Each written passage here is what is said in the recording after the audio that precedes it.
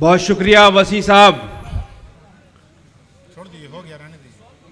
बिहार प्रदेश अल्पसंख्यक प्रकोष्ठ के द्वारा आयोजित संविधान जिंदाबाद सम्मेलन में उपस्थित बिहार प्रदेश कांग्रेस कमेटी के सम्मानित अध्यक्ष हमारे बड़े भाई डॉक्टर अखिलेश प्रसाद सिंह जी, हमारे नेता, हम सब की आवाज, हर मजलूमों की आवाज, हर ज्वलित मुद्दे पे सड़क से लेके सदन तक अपनी नज्म और अपने वक्तव्य से इस तानाशाह सरकार के खिलाफ हमेशा मुखर रूप से अपनी आवाज बुलंद करने वाले all India Congress committee minority department के राष्ट्रीय अध्यक्ष, राज्यसभा सांसद माननीय इमरान प्रताप गढ़ी जी, मंच पर उपस्थित पश्चिमी और पूर्वी चंपारण के कांग्रेस कमेटी के सम्मानित अध्यक्ष जी, अल्पसंख्यक विभाग के वाइस चेयरमैन जनाब वसी अहमद साहब, हमारे सम्मानित अध्यक्ष अमजद अली जी, कार्यकारी अध्यक्ष शम्स आगाज जी, तुफैल साहब, अबू बकर साहब, फैयाज साहब, इरशाद साहब,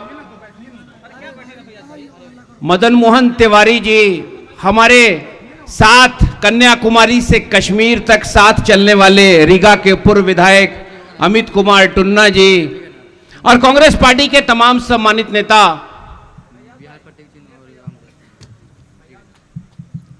आज हम लोग संविधान जिंदाबाद सम्मेलन में बापू की कर्मभूमि पश्चिमी चंपारण में इस नरकटियागंज के रेलवे मिडिल स्कूल के मैदान में उपस्थित हुए हैं। सरदार भी तुम ही हो, लश्कर भी तुम्हारा है, तुम झूठ को सच लिख दो, अखबार भी तुम्हारा है। यही हाल इस हिंदुस्तान का पिछले 10 साल से हो रहा है। तमाम संवैधानिक संस्थानों पर नरेंद्र मोदी के नेतृत्व में जो सरकार चल रही है उसने कब्जा कर लिया है।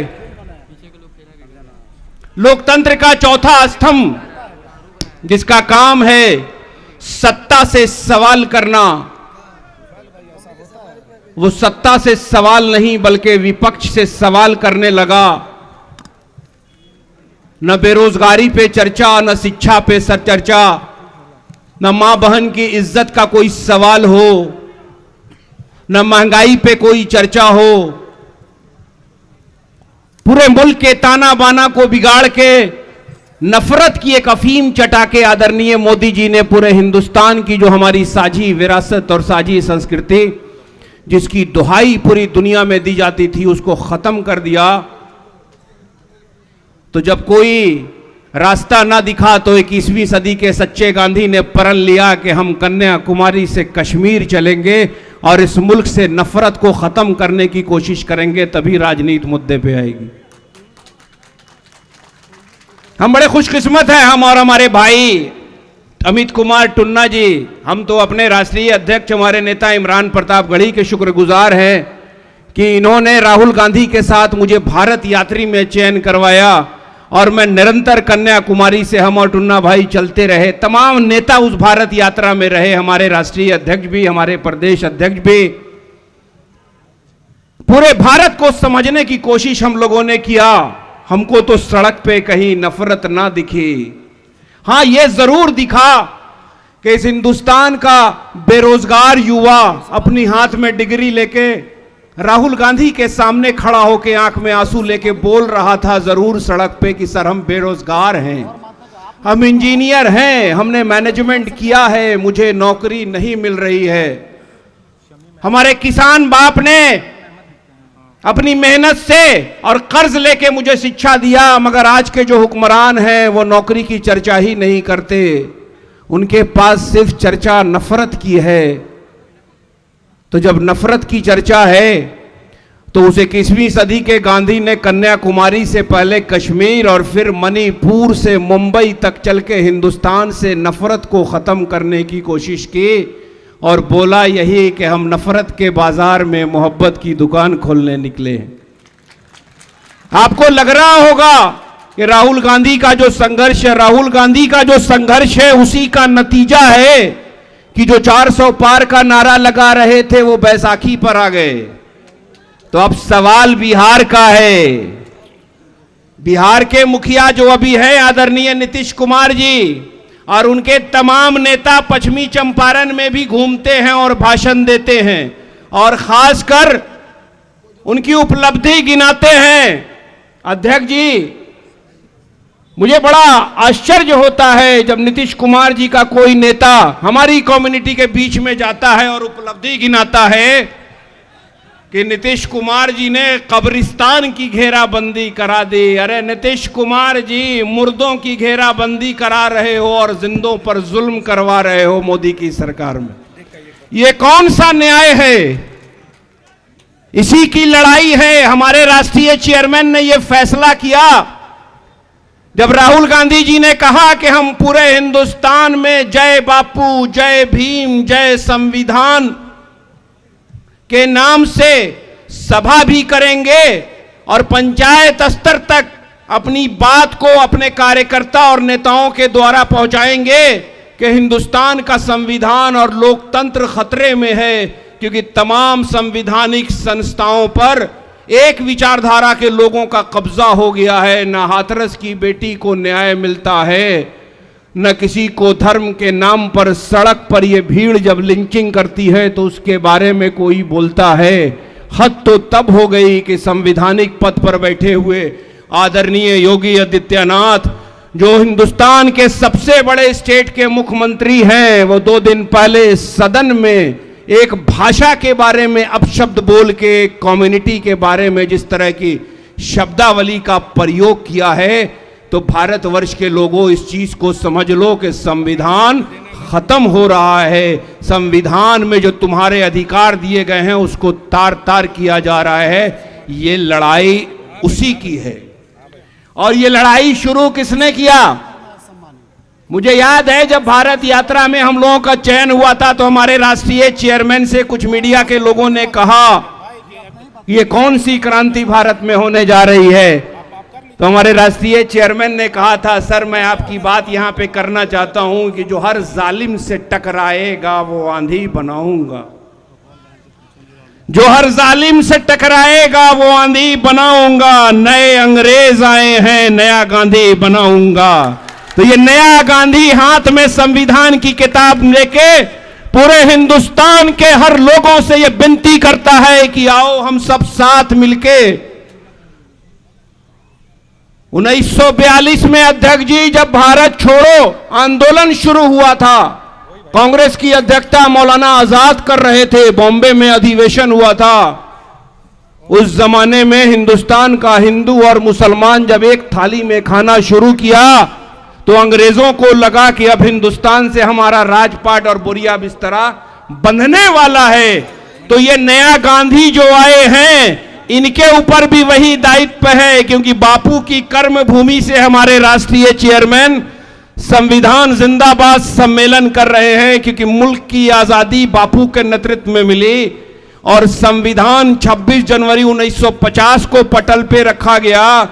मगर जब बाबा साहब भीमराव अंबेडकर संविधान को पटल पे रख रहे थे तो उन्होंने कहा था संविधान तो बहुत सुंदर है, इसमें भारत के हर वर्ग के लोगों को अधिकार मिला है, मगर ये डिपेंड करता है कि उसके लागू करने वाले लोग कौन सी विचारधारा के होते हैं। तो दुर्भाग्य है इस मुल्क का कि जिन्होंने संविधान का विरोध किया, जिन्होंने तिरंगे का विरोध किया, वही विचारधारा के लोग आज बरसरे इख्तिदार हिंदुस्तान की कुर्सी पर बैठे हैं। न रोजगार की बात करते, न महंगाई की बात करते, न मां बहन को न्याय दिलाने की बात करते, न किसानों का सम्मान करते, न समाज के किसी वर्ग के अधिकार की बात करते, सिर्फ नफरत की बात करते हैं और मुल्क को आर्थिक गुलामी की तरफ ले जा रहे हैं। इसलिए नरकटियागंज के लोगों और पश्चिमी चंपारण के लोगों, हमारे सम्मानित अध्यक्ष डॉक्टर अखिलेश प्रसाद सिंह जी और माननीय सांसद और हमारे राष्ट्रीय अध्यक्ष इमरान प्रताप गढ़ी जी का अभी आपने वक्तव्य सुना होगा। दोनों राज्यसभा के सम्मानित सदस्य हैं और दोनों ने मुखर रूप से जो बजट पेश किया गया उसके ऊपर जो अपनी बात रखी है बिहार से सौतेला व्यवहार हो रहा है। बिहार को लेबर उद्योग बना दिया गया है। हम लोग जब भारत यात्रा में चल रहे थे तो कन्याकुमारी से कश्मीर तक सड़क पर बिहारी मिलते थे। कोई रिक्शा चला रहा है, कोई मजदूरी का काम कर रहा है, यहां कोई रोजगार की व्यवस्था नहीं है। वही बिहार था जो बिहार के पहले मुख्यमंत्री श्री बाबू के नेतृत्व में सबसे डेवलप स्टेट कहा जाता था, क्योंकि वो कांग्रेस की सुंदर विचारधारा की सरकार थी जो आम नागरिक को अधिकार देने की बात करती थी, जिसकी आइडियोलॉजी सेकुलर और प्रोग्रेसिव है। इसलिए भाई हम अपनी बात यहां इसलिए खत्म करना चाहते हैं कि हमारे नेता लोग यहां हैं। हम आप तमाम लोगों से सिर्फ ये हाथ जोड़ के विनती करते हैं, जो पहले गांव में संजय और सलीम में मोहब्बत थी, कोई भेदभाव नहीं था, हम दीपावली होली ईद सब मिलके मनाते थे, उस तरह के भारत की कल्पना हमारे पूर्वजों ने की थी, जिन्होंने अपनी जान की आहुति देके अंग्रेजों से इस मुल्क को आजाद कराया था। आप तमाम लोगों को यहां वचनबद्ध होना होगा, कसम खाना होगा कि नफरत को नफरत से कभी नहीं मिटाया जाता। नफरत को हम अपने मोहब्बत से खत्म कर देंगे। और ये जो मोहब्बत का आलमबरदार जिसका नाम राहुल गांधी है, जो हिंदुस्तान को बचाने की लड़ाई, हिंदुस्तान के संविधान और लोकतंत्र की बचाने की लड़ाई लड़ रहे हैं, उन्हीं के अनुयायी इमरान प्रतापगढ़ी जी हैं और हमारे सम्मानित बिहार प्रदेश के अध्यक्ष डॉक्टर अखिलेश प्रसाद सिंह जी हैं। हम तमाम लोगों को इनकी विचारधारा को और इनके साथ बिहार के संगठन को मजबूत करना है, कांग्रेस को मजबूत करना है। जिस दिन कांग्रेस मजबूत होगी और कांग्रेस गठबंधन की सरकार होगी बिहार में, तो बिहार का फिर से पुनर्निर्माण होगा, समाज के हर वर्ग को न्याय मिलेगा। यही बात कह के हम अपनी बात को खत्म करते हैं। जय हिंद, जय कांग्रेस। राहुल गांधी, राहुल गांधी, खड़गे, मल्लिकार्जुन खड़गे जी, कांग्रेस पार्टी, इमरान प्रतापगढ़ी, डॉक्टर अखिलेश प्रसाद सिंह, बेतिया की जनता जिंदाबाद, हिंदुस्तान का संविधान जिंदाबाद, जिंदाबाद जिंदाबाद, भारत का लोकतंत्र जिंदाबाद। बहुत बहुत धन्यवाद। जय हिंद, जय कांग्रेस।